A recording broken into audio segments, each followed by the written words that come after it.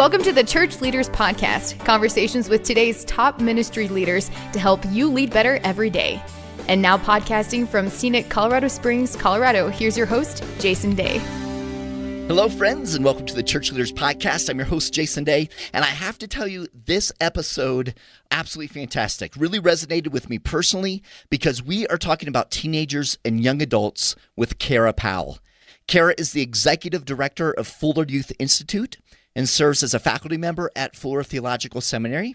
Kara also serves as a youth and family strategist for Orange. Kara is a leading thinker, speaker, and practitioner when it comes to families and faith. She's authored several books, including her most recent, co-authored with Steve Argue, which is entitled Growing With: Every Parent's Guide to Helping Teenagers and Young Adults Thrive in Their Faith, Family, and Future. On this week's episode, Kara and I discuss how you can help teens and young adults navigate the unique time in their lives as they're trying to make sense of the world, make sense of themselves, and how God fits into it all. Kara tackles the subject of doubt and why we should not shy away from doubts that young people may have about God and about their faith. Kara provides some excellent, real-life, practical examples, including some questions that you can ask to really help navigate this journey for the young adults and the teens in your life. I sincerely believe this is going to be another one of our top downloaded episodes. Please share this with your ministry team, your friends, your family, anyone who has kids in their lives. This is important, it's timely, incredibly insightful, and now I invite you to join me in my conversation with Kara Powell. Kara, welcome to the Church Leaders Podcast. I am so glad that you are able to join us this week. Welcome. Well, my pleasure. It's wonderful to be with you and with your listeners. I'm super excited, Kara, for the conversation that we're going to tackle, not only from a ministry perspective, but also from a parenting perspective. As a father of six myself, teenagers and young adults, Kara, they find themselves in a time in life where they're really trying to make sense of the world as a whole, right? Oftentimes, they're trying to just figure themselves out. We see this. Many are trying to make sense of God. Who is God? How does he fit into all of this? How does he fit into these new experiences I'm having, these new things that I'm coming to understand? In many respects, this is a very exciting time for them, but it's also a challenging time. And what's interesting, Kara, I think it's a challenging time not only for them, but also for their parents, for other adults who care deeply about them. And you have this a unique verb that you use to identify this time of a teen or a young adult as they're kind of embracing or embodying their journey with God. You refer to this as faithing. Kara, Can you help us better understand this idea of faithing? Yeah. Well, it's not a verb that we made up. So the co-author of Growing With, Steve Argue, my good friend and colleague here at Fuller Seminary, he and I didn't make that verb up. We actually adapted it from the good work of Sharon DeLoes Parks. And what I love about the verb faithing is how we define it is as owning and embodying our journeys with God as we encounter new experiences and information. And key to the idea of faithing is the very essence of it being a verb. Yeah. Now, if we look at Scripture, faith is definitely a noun. Faith is something that we have.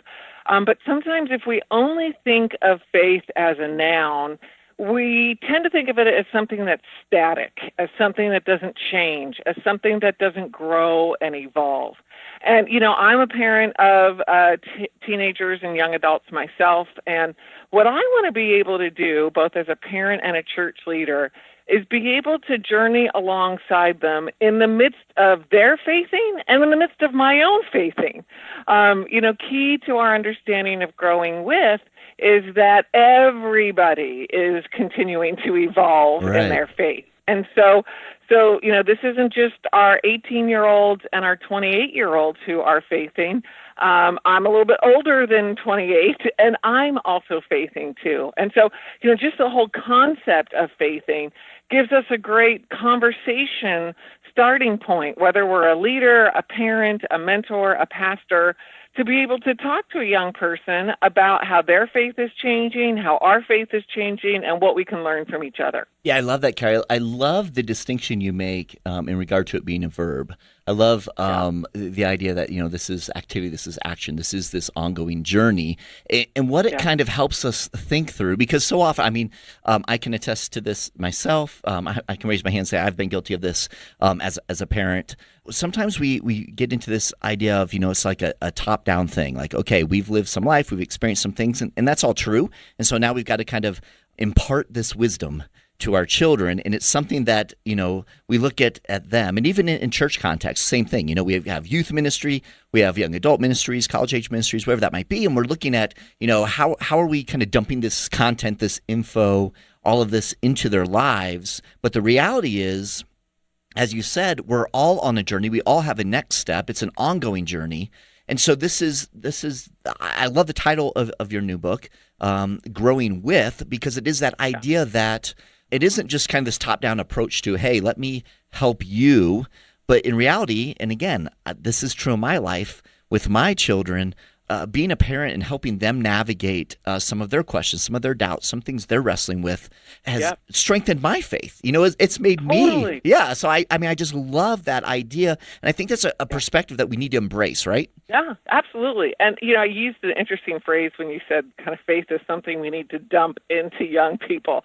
And normally, we assume that we do that by lecturing them, by talking to them, by sharing our brilliant 3 points about why something's a good idea, and really more in line with the spirit of growing with parenting is that it's a conversation with a lot of questions. And so, I'll share just a couple questions for your podcast listeners that are some of my favorite questions to ask teenagers and young adults, both my own kids and other people's kids. Yeah, this is good. Other teenagers and young adults, so that we can have this faith in conversation. And it's this.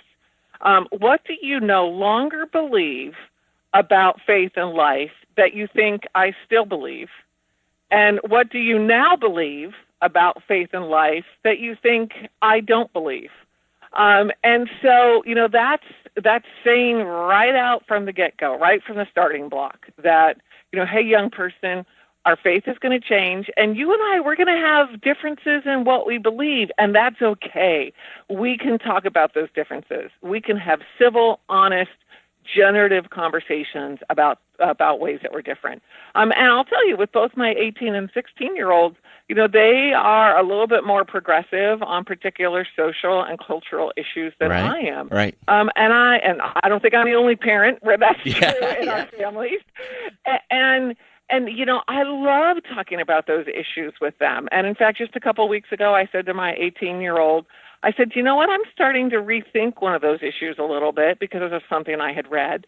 And because, over the last handful of years, we've been sharing our beliefs, even as we disagree. Now that I think I'm actually moving a step closer to his direction, there's an easy path for me to have that conversation with Nathan because of the 3 years we've been talking about our disagreements in open, honest ways.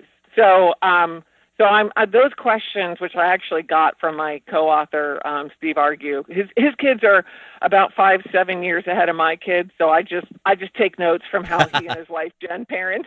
I find those amazingly wonderful questions to use with my own kids and other teenagers and young adults. Yeah. I love that, Kara, and I love those questions. And so I encourage people who are listening, you're probably going to have to pause this, rewind it, jot those questions down, right? Not while you're driving, but pull over first. So. But there you go. Yeah. So those questions are great, but I've got to tell you, I imagine there are a lot of people who are listening. When you said those questions, they gasped a little bit, right? Because we're parents, we're ministry leaders, we're the youth pastors or whatever, and it's like that's opening a whole can of worms. That's like giving permission to move off of the track that I've been trying to keep you on in a way. So talk to me a little bit about, let's dig into this a little more. For people who I'll admit, when I ask those questions, I kind of hold my breath and wonder what they're going to say. Right. So I ask them with some fear and trepidation. But again, I'll use your wording, like it's opening a can of worms. But I'll tell you, if we don't open that can of worms becomes a much bigger barrel of snakes. And so, I would rather have that conversation with a teenager or young adult that I care about than not have the conversation and have those doubts and questions fester in that young person's mind. Some of the previous research we've done at the Fuller Youth Institute shows that great young people from great families and great churches have significant questions about God.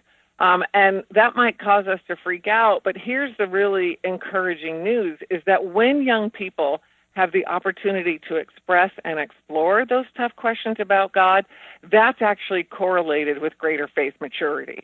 So put more simply, it's not doubt that's toxic to faith development, it's silence that's toxic to faith development.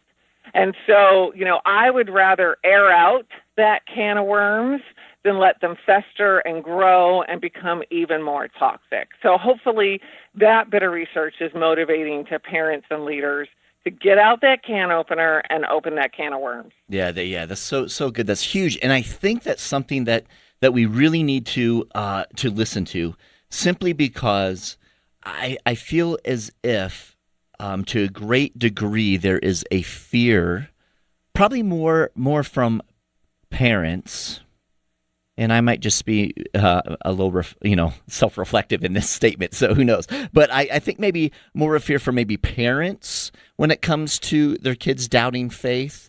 I feel like because I served before I was a lead pastor, I was a youth pastor, and I felt kind of more open to wrestling with doubt and faith issues with my youth. They weren't my own kids, right? So other people, right? Someone else's kids. Yeah. So, but I think it's one of those things, like you say. It's opening that dialogue, inviting that conversation is so key, and we're doing damage if we don't. Right?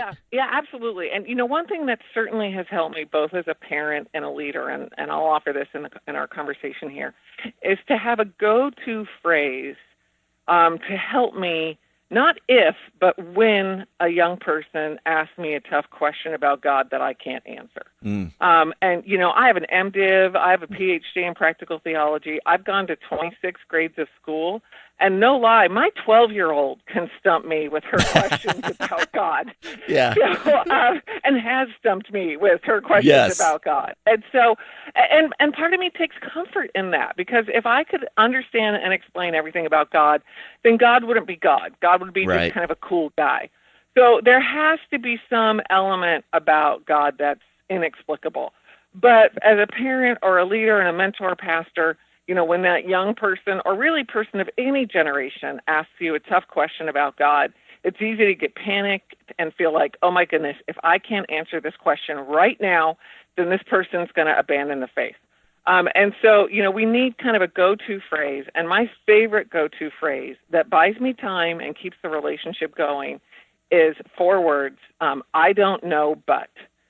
So, when my kids have asked me tough questions about God, I'll say, boy, I don't know.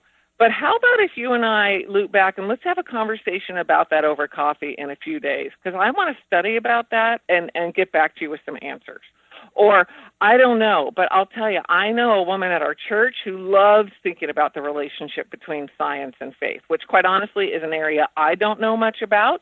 And for one of our kids, that really is a pressing area. And I can't help our son very much with those questions. And so when he asks those questions, part of what my husband and I are trying to do is point him to other resources that can help him. So, we'll say, Nathan, we don't know, but here's somebody else that might be able to help you, or here's a book, or here's a website that might be able to help you. Or, when our family went through the death of a close friend of mine due to cancer and just some really painful circumstances that raised tough questions for my kids about why God would allow this mom who was a mom to friends of theirs to die. And, they just couldn't understand it. And I had to say to them in the midst of all of our tears, you know what? I don't totally know, but here's what I do know about God.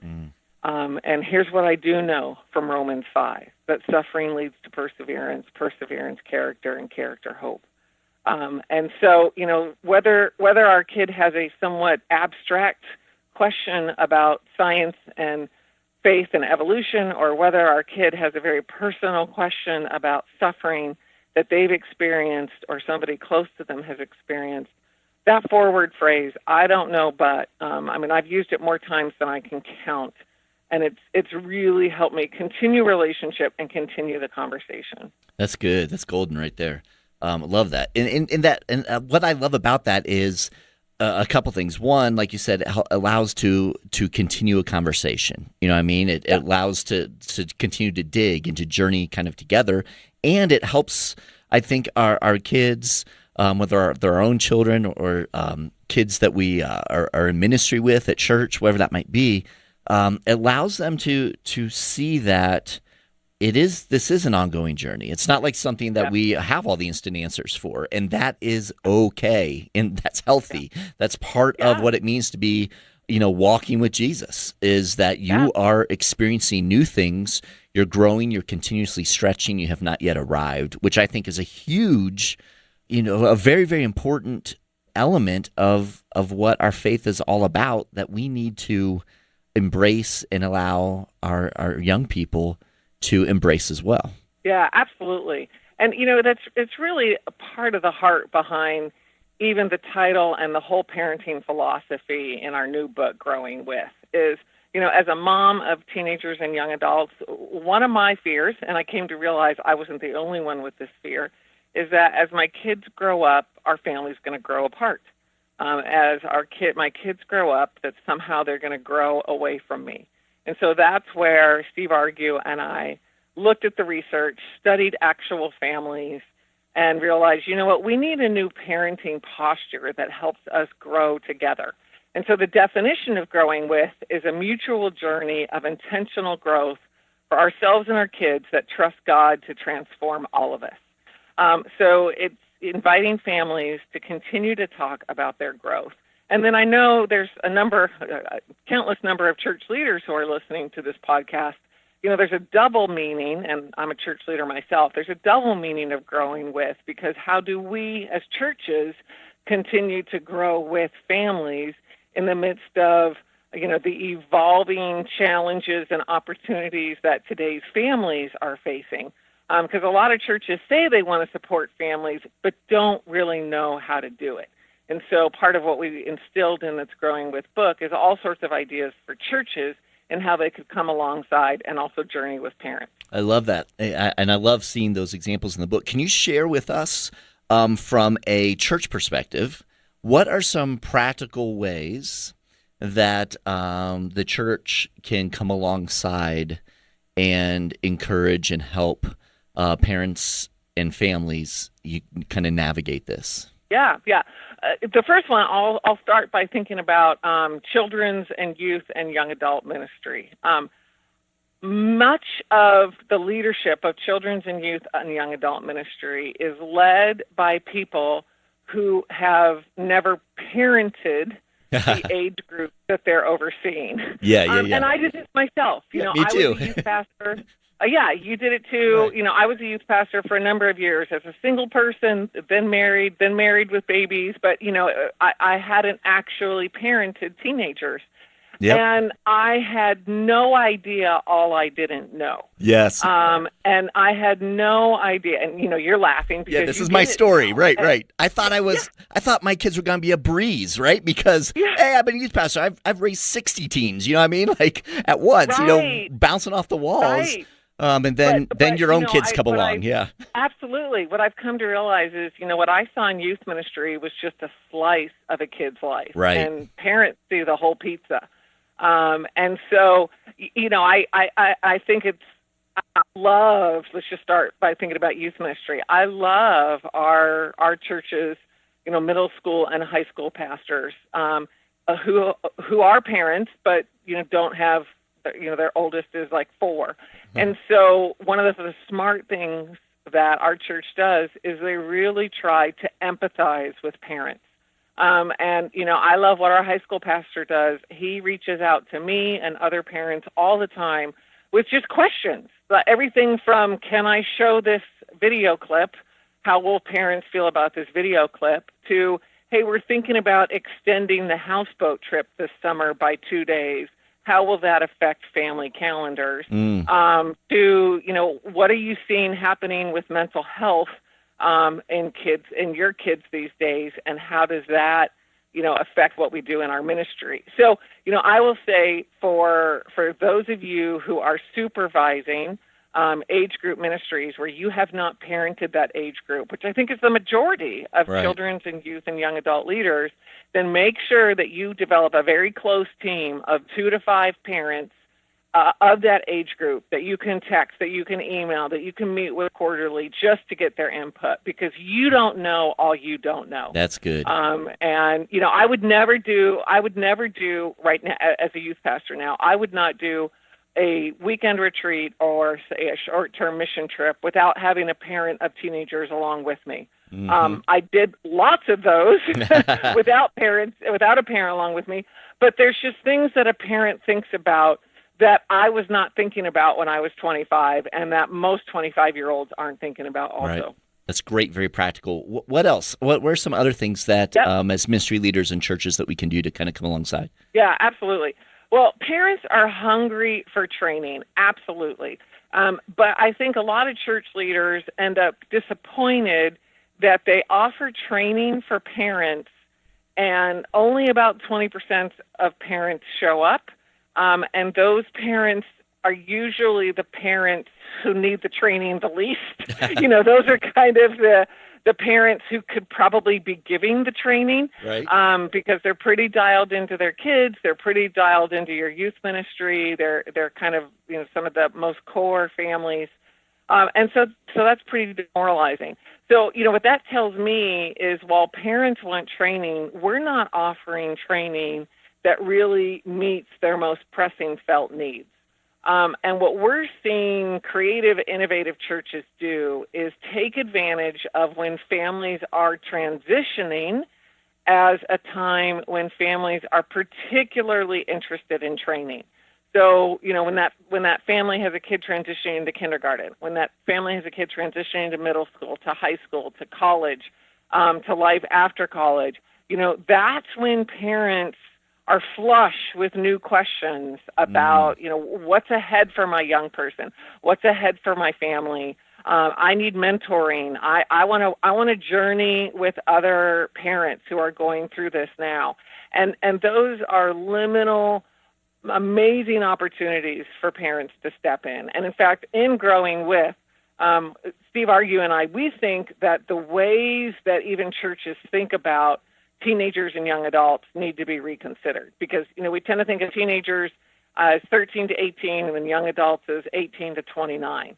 And instead of those two buckets, what Steve and I are suggesting is that we actually divide 13 to 29 into 3 buckets.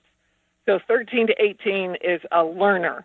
So this is a, kind of a teenager who's experiencing tremendous growth, physical, emotional, relational, intellectual, spiritual growth. That's that young person who's just growing like a sponge, absorbing like a sponge. Right. That's that learner.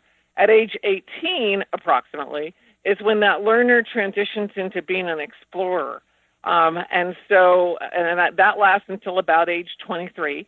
And an explorer is a young person who's moving away from home or home-oriented routines for the first time, which is super exciting for that young person, as they're exploring college or the military or the workforce, whatever it might be.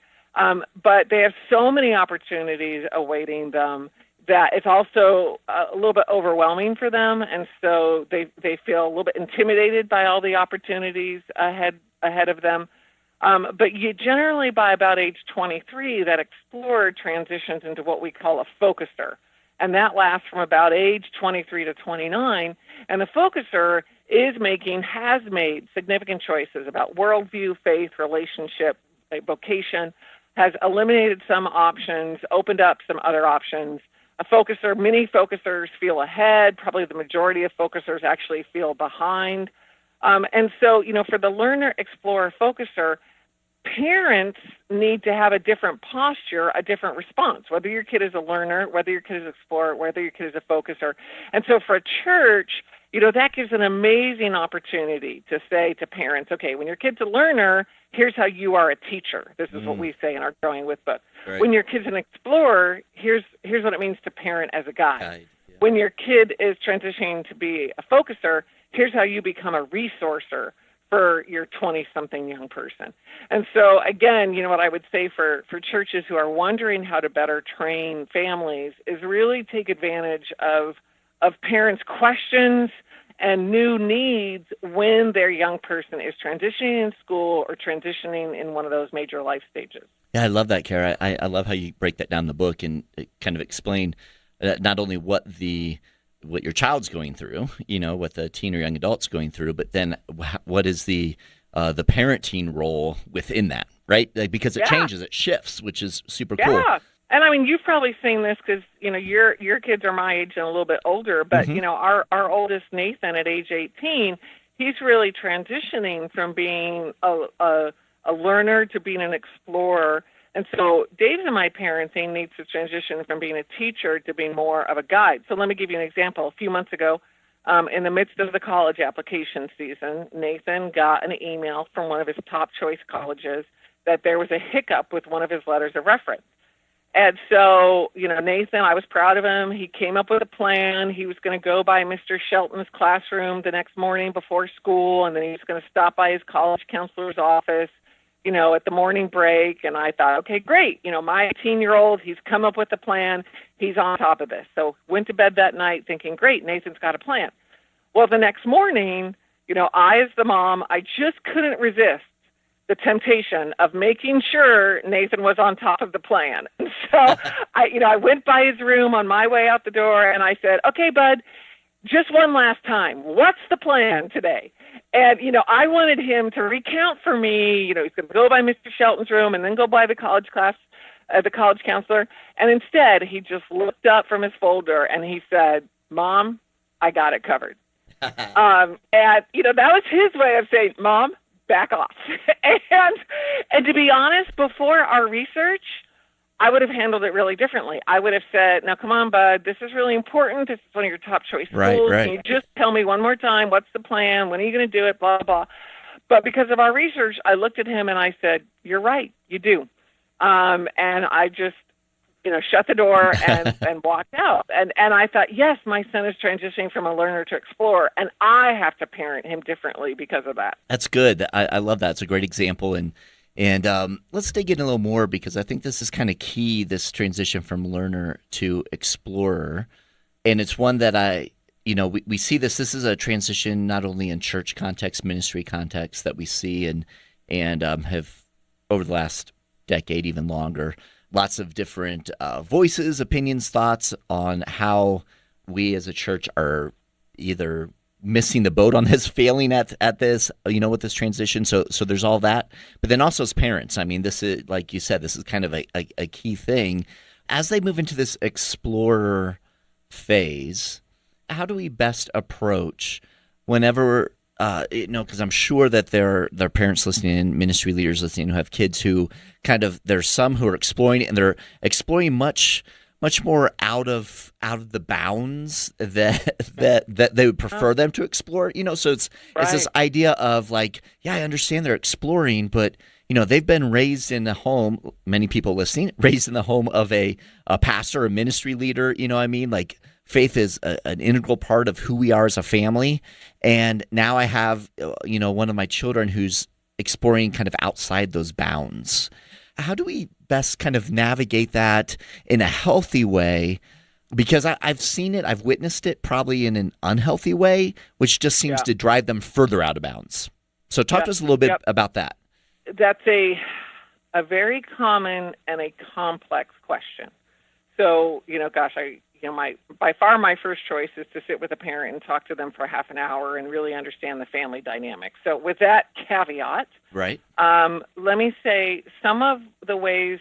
So you're talking about a young person who's drifted from the church. Is that really what you're talking about? Yeah, drifted from the church, or their faith has kind of just gone stagnant, and so they're kind of out exploring everything else, maybe. You know what I mean? Yeah. It may not be crazy, but still they're just outside of kind of church. Here's what I would say. The mistake I see parents making is thinking, if I can just, and it's usually, if I can just get my son to come to church with me on Mother's Day as my Mother's Day gift, then, that will do it. Or if I can just get my kid to come to Christmas Eve service with me. And they're kind of placing all their chips, as it were, on getting their kid to come to a church event. When we've talked with young people who've drifted subtly or blatantly from their faith and the faith community, it's rarely an event like that draws them back.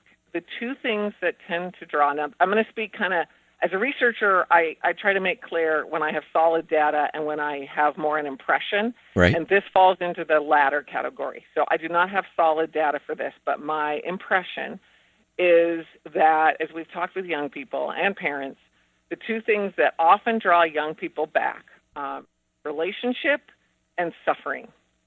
So relationship, sometimes it's with the parent. And one of my favorite interviews with a parent of young adults ever, the quote that stands out to me is this dad of 20-something said, "As long as I have relationship, I have influence. As long as I have relationship, I have influence." And as your child is developmentally appropriately pushing away from you, and sometimes pushing away from things that are important to you, like the faith, it's tempting to punish them, to withdraw. You're full of pain, you're full of anger, you're full of grief, etc. And, part of what we talk about in our Growing With book, and one of the things that I wrestle with myself as a parent, is how can I be a wall of unconditional support? And Lisa DeMoore's work on adolescent girls, she talks about this. How are we that wall? How can we be that wall so that when our young people, and I think of a swimming pool, the imagery that comes to mind is a swimming pool for here. Our young people are pushing away from us and things that are important to us. They're out treading water. Eventually, when they come back to us, will they find us being that stable wall that they can cling to because we've maintained relationship all along? So often it's relationship with a parent. Sometimes it's relationship with another adult. They get an internship in an architecture firm, and turns out somebody who ends up mentoring them is a follower of Jesus who invites them to church. So there's the whole category of relationship that God often uses. Then there's the category, I mentioned this a few moments ago, of suffering, where that young person experiences challenges and they realize that other paths that seem satisfying don't satisfy like Jesus does. And as a parent, that is so tough. And as my colleague Scott Cormode says, as a parent, we want to protect our kids from pain, and then simultaneously we want our kids to have the kind of character and growth that only comes from pain. Right. And so that's a challenging line to walk. But as our kid is going through suffering, often that's when they turn back to the church. So I would say those are often, two themes.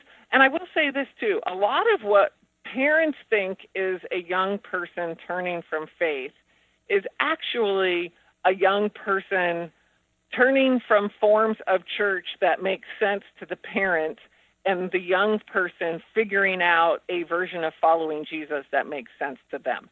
So, that is the other thing that I would say, is that young people are much more likely to distance themselves from the institutional church than they're actually walking away from faith. And so take heart, parents, that just because they're not involved in church like you are, that doesn't mean that they have turned their back on relationship with Jesus.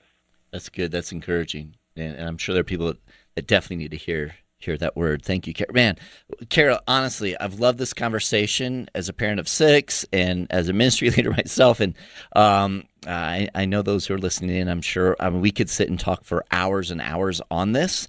I just want to thank you for sharing with us. And I really want to encourage everyone to pick up your latest book. It's absolutely powerful.